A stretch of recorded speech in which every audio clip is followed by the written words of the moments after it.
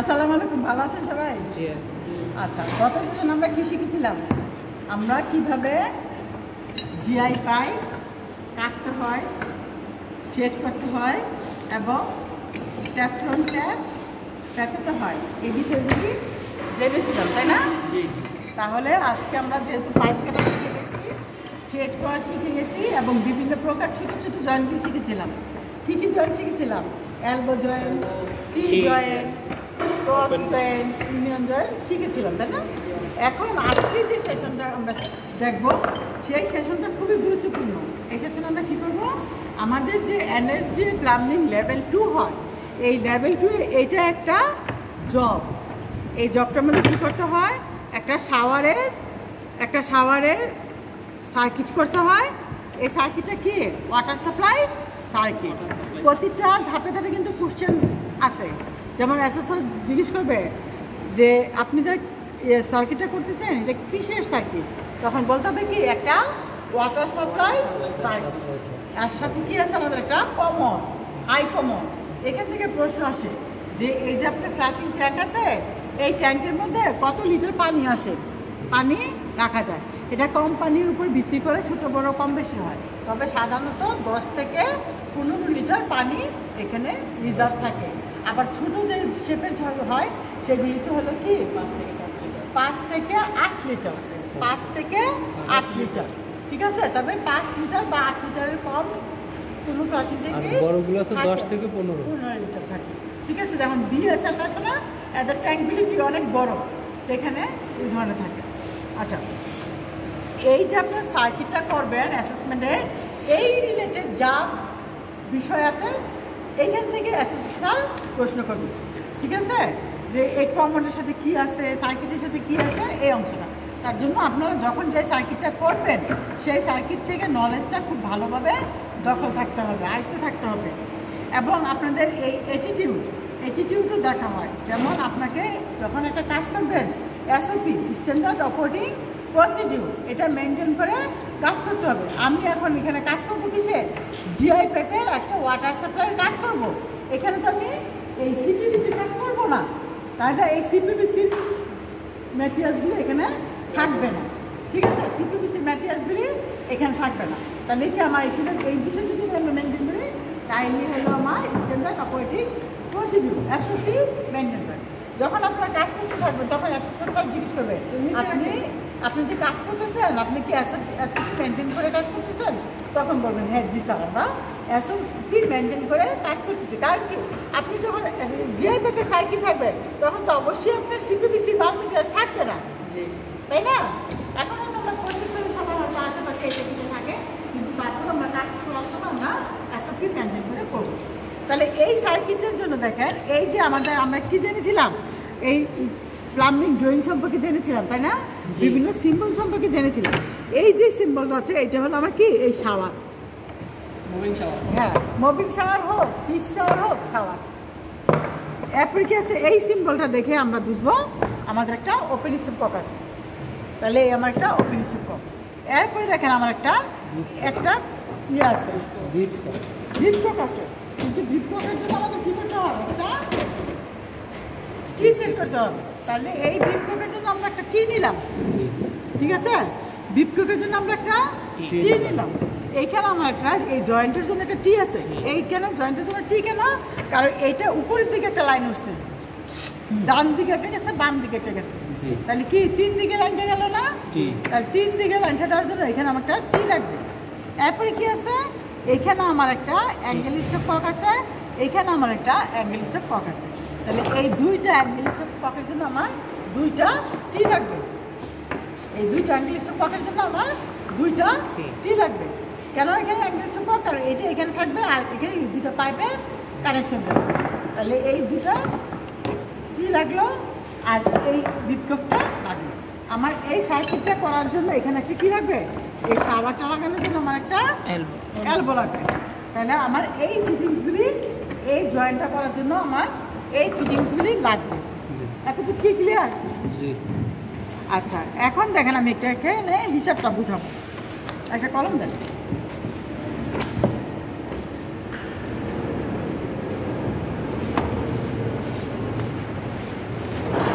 শিখেছিলাম দেখেন তো, আমরা শিখেছিলাম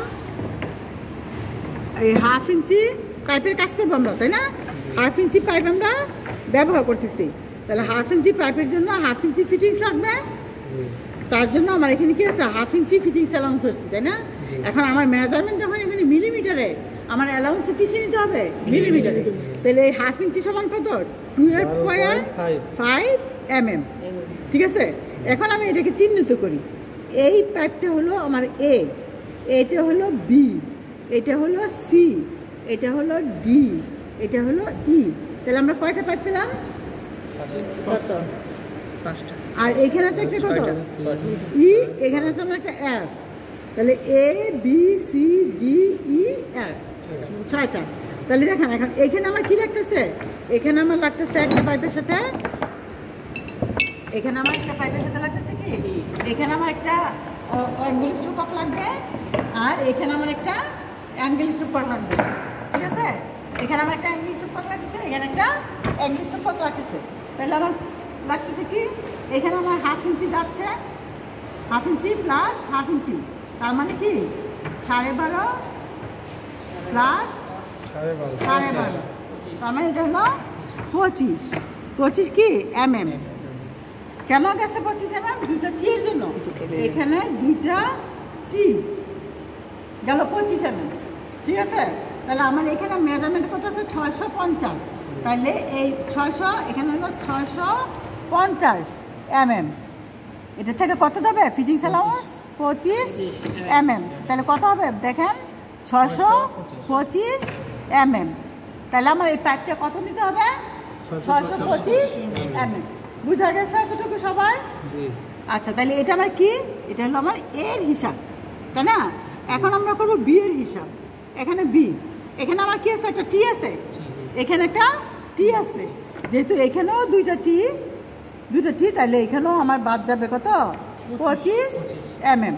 তাহলে এখানে কত আছে, 250, তাহলে আমার এখানে বি হবে কি 250 বিয়োগ 25, তাই হবে না? এই সমস্ত মাপ কি মিলিমিটারে, তাহলে এখানে কত আছে 225 mm। তাহলে কি হতেছে আমার এই পাইপটা আমাকে যাবে কি 225 mm, ঠিক আছে? তারপর আমার এটা পুরো চলে যাবে, তাই না?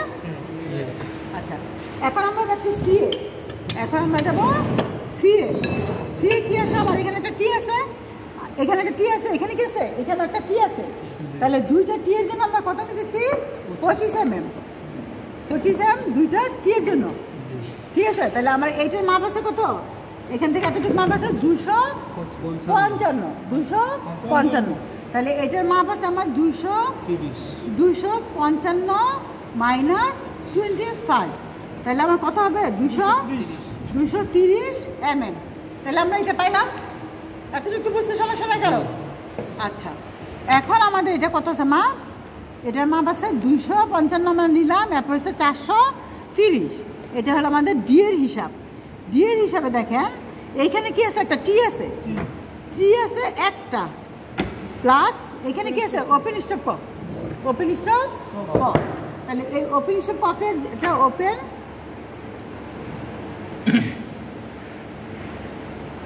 Stop cock. এখন দেখেন আমরা এতক্ষণ এটাকে 1/2 ইঞ্চি ধরে আসছি, তাই না?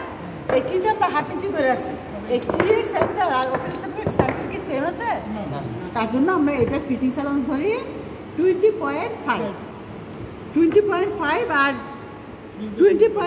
আর 12.5 কত হয়, 33। তাইলে আমরা এখানে কি ধরতেছি, টি এর জন্য একটা ধরতেছি 12.5, ওপেন স্টপের জন্য ধরতেছি 20.5 সমান কত, 33 mm।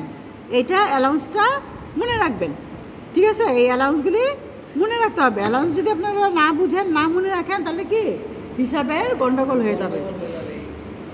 তাহলে আমরা এখানে কত রাখবো, এইখানে আমরা পাইপটাকে কত আছে, পাইপটা কত আছে 430, তাহলে আমাদের এই ডি আছে কত 430 মাইনাস কত যাবে 33, কত হয় দেখেন 397 mm।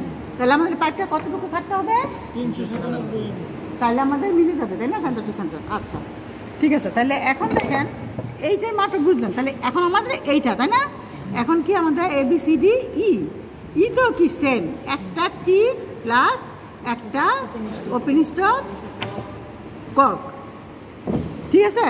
তাহলে এইটার জন্য আমার কি যাবে 12.5 যোগ 20, তাহলে আমার এটা 33 mm, তাহলে আমার কি বাদ দিতে হবে 33 mm। আমার পাইপটা কত আছে 665 মাইনাস 33 কত হয় দেখেন 632, এটা তো এই সব কি mm, সব কি আছে mm আছে। তাহলে এটার জন্য বুঝতে পারলেন, তাহলে এইভাবে আমাদের এই পাইপগুলি আমাদের কী করা আছে, মেজারমেন্ট করে থ্রেড করে কাটা আছে, আর আমাদের এই ফিটিংসগুলো আছে। তাহলে কি আমরা সার্কিটটা করতে পারবো না, পারবো তো? তাহলে আমরা এখন এই মেজারমেন্ট অনুযায়ী এই সার্কিটটা কমপ্লিট করবো, ঠিক আছে। আশা করি সবাই বুঝতে পেরেছেন। মেজারমেন্টে কোনো সমস্যা আছে?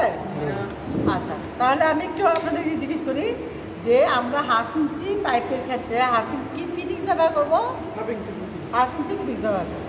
তাইলে আমরা একটা 1/2 ইঞ্চি ফিটিং সার্কিট করার সময় একটা টির জন্য কতটুকু অ্যালাউন্স নিব বা ফিটিংস অ্যালাউন্স নিব, কতটুকু একটার জন্য 12.5, আর ওপেন স্টপ ককের জন্য 20.5। আমরা যদি দুই দিকে যদি একদিকে একটা টি লাগাই একদিকে একটা এলবো লাগাই তাহলে কতটুকু নিব 25।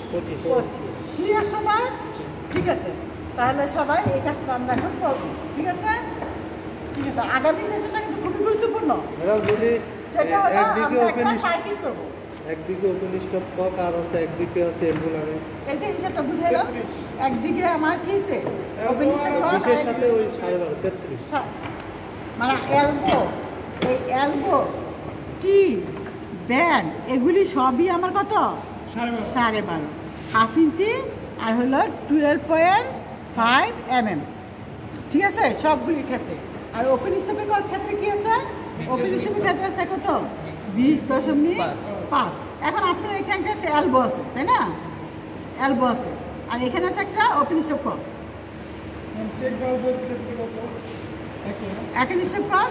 তাহলে এখন আমি কি ওপেন স্টপের ককের জন্য বাদ দিতেছি 20.5 যোগ এখানে একটা এলবো আছে, তাহলে আমার আছে 12.5, ঠিক আছে। ঠিক আছে, বুঝতে পারছি আপনার প্রশ্নটা ক্লিয়ার আছে? আচ্ছা, আমরা একটা বড় পাইপ কেটে দেখাবো, বড় পাইপ